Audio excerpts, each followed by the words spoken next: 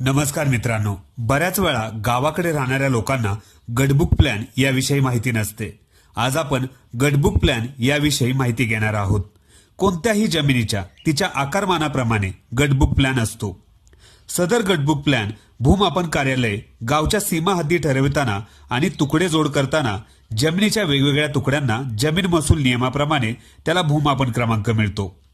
प्रत्येक भूधारक आणि शेतकरी यांच्या जमिनीचे गटबुक प्लॅन तलाठी कार्यालय किंवा तालुका नगर भूमापन कार्यालयात विनंती अर्ज केल्यानंतर मिळतात।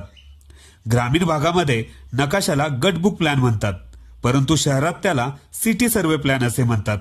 आता गटबुक प्लॅनचा उपयोग कशा प्रकारे केला जातो याविषयी माहिती घेऊयात। जमिनीच्या सीमा हद्दी ठरवणे, जमिनीला कंपाऊंड बांधणे, जमीन येणे करण्यासाठी अर्ज करणे, जमिनीत विहीर खोदण्यासाठी अर्ज करतेवेळी या प्लॅनच्या 4 सत्यप्रती जोडाव्या लागतात। घर बांधत असताना ना हरकत म्हणजे एनओसी दाखला मिळवण्यासाठी गटबुक प्लॅनचा उपयोग होतो। ही माहिती आवडली असेल तर व्हिडिओ शेअर करा, लाईक करा आणि फॉलो करा। धन्यवाद।